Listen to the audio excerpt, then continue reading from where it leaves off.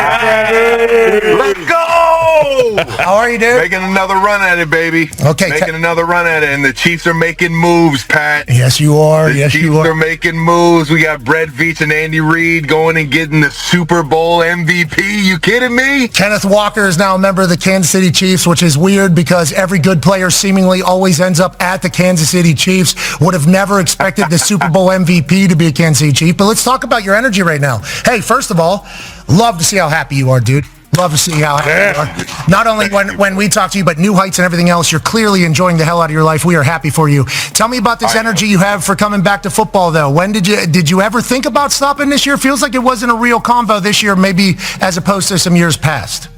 Yeah, I'm not gonna lie. It was pretty short and brief, and the Chiefs knew where I was the entire time on it. I think you always need to take a step back. You always need to take a step back, breathe, let the emotions of the season settle down, and see where the body is and things like that. But man, I'm still in love with this game. I still love going to work, putting on the pads, grinding it out, and just playing the game. And I think my best opportunity was playing for the Chiefs yet again, and running this thing back with Pat Mahomes and Coach Reid, and got my guy Eric Bieniemy back. There's a lot of pieces in Kansas City that I absolutely love, and I can't wait to get back in the building with them. I'm pumped to hear that as a football fan. The entire football world is excited to watch you continue to play football in this historic career that you're having. I remember you were on New Heights talking about Bieniemy with your brother. You said, I can't wait to see him back in the building. And I don't know if you saw our response immediately afterwards, but it was like, well, what's he doing? Is he stalking the building? Why he? Yeah, the thing is, once I started dating Taylor, I started understanding what Easter eggs were. You start kind of just placing those things all over the planet, and everybody starts to catch on. Yeah, that was a slip up. I didn't even realize I said that. Yeah, okay, good. It was a good Easter egg though, if you were doing that. And let's talk about. Can we talk about Taylor for a second? Of course, always. I never want to do that strictly because I want you to know that we respect the shit out of what you've done for football. We also appreciate the fact how you're representing football to the world, to a lot of people. So we love you for that. Never want to take advantage of the relationship you're in. But every time I talk about you guys, I think you've heard me say this, like two greats together is good for society. I feel like you two can motivate each other. Now, I know she's biggest star on earth, so I'm not saying that I think you are same as her. Yeah, right. We all understand the situation with Taylor. You do too. Yeah, exactly. You do as well, which is why I think you were the perfect person for her. But you watching her do her thing and continue to move and work, has that certainly helped you think through this process of like, do I still want to go? I'm getting older, body doing that. Do you think that is kind of weighed in? Without a doubt. Yeah. Without a doubt. We share the same love for what we do, and we've had this, fortunately we've had this desire since we were kids in our selective professions. And it's amazing to see her keep going to the table, keep finding new things to write about, keep finding, new melodies and things like that. And on top of that, still seeing her have that love and joy in what she does. And yeah, of course that's motivating. That's motivating for anybody to see, let alone my fiance. And knowing that I'm going through something where I'm trying to figure out exactly what the future holds for me. Something like that definitely motivates me to say, you know what, I'm not done either. I still got some ideas in the back of my mind. I still got some juice left to play this game. So without a doubt, Pat. How has the training been going? You look good. Hey, jaw looks good right now. You're glowing. Yeah, we got this thing nice and shaved up. No, I think I've been having a few too many garage beers right now. Never too many, but I need to get back into the gym and really hunker down and get back to the craft, man. I think the biggest thing was coming back was that we got to be even hungrier than we've been before. And talking to Pat, talking to Coach Reid and the guys, it's a pretty.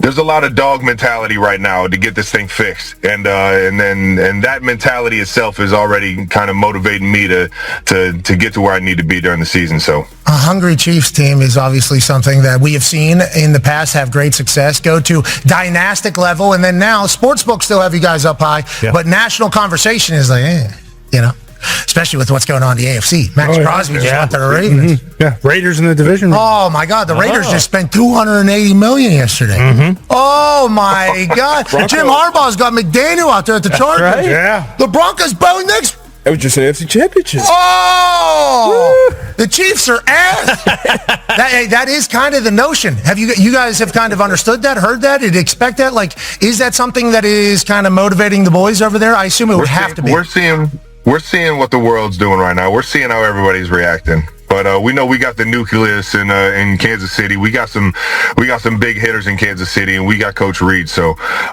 we're never out of this thing. But we know the division's getting pretty competitive across the board, and that's only going to make it for us to get better throughout the season and be the best team we can be at the end of it. So. Proud of you, man. We hear it all, though. Oh, I like that. I like you guys got a little pettiness in there. Yeah. Need to keep a little pettiness and spite in there. You want to keep grinding, Maybe some Easter eggs in here. Yeah. Yeah, maybe we feel a little high school when we start doing some pranks, you know what I mean? Maybe we do this. You're the man. Thank you for joining us, dude. Congrats. Always appreciate the time. Good to see you guys, man. Always tuning in. Can you please post the renovations that your mom's doing? Please. You already know. I didn't even know she was doing these things. If she needed a guy to come, screw some door hinges in, she could have just called me. But I guess she's doing a big, massive renovation. What a time. These two Ohio boys. Okay. Just Ohio ball player, baby. Mom's renovation at house. TMZ breaking news. Biggest news of the week. What a time to be alive. You've earned it all, brother. You've earned it all. Good luck to you guys. And we'll have some garage beers to your 14th year. You're the man. My man. We'll see you guys. Ladies and gentlemen, the GOAT. During a live broadcast of the Pat McAfee Show, host Pat McAfee was initially discussing the upcoming Kansas City Chiefs season and Travis Kelce's future in the NFL. However, the conversation quickly shifted to Kelce's personal life, a topic that has drawn intense attention ever since he began dating Taylor Swift and later publicly announced their engagement. McAfee suddenly paused for a few seconds before making a surprising announcement. "I just received one of the most incredible invitations of my life," he said. The entire studio immediately became curious. One crew member jokingly asked, "Is it a Super Bowl ticket?" McAfee burst out laughing before replying, "No, it's an invitation to Travis Kelce and Taylor Swift's wedding." As soon as he said it, the studio erupted with cheers. McAfee's colleagues jumped to their feet, while viewers watching online flooded the YouTube and ESPN comment sections with excitement. What made the moment even more memorable was McAfee's emotional reaction.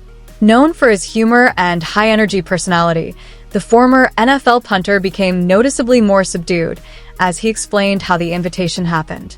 According to McAfee, Kelce personally called him a few days before the show. "Travis called me and said, 'Man, I want you there,'" McAfee recalled.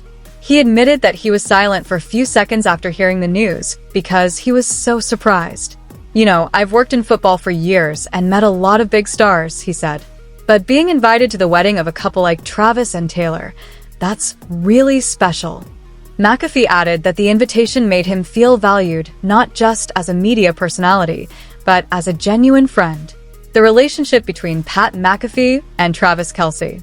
Pat McAfee and Travis Kelce have built a strong relationship over the years.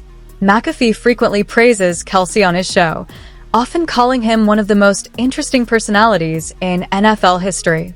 Kelce has also appeared on the Pat McAfee Show several times, discussing his career, football insights, and life beyond the field. McAfee was also one of the early public supporters of Kelce and Taylor Swift's relationship when dating rumors first surfaced in 2023. At the time, McAfee famously said on his show, "Travis Kelce and Taylor Swift could be the most powerful couple in America." 2 years later, that prediction appears closer to reality than ever. One of the most anticipated weddings.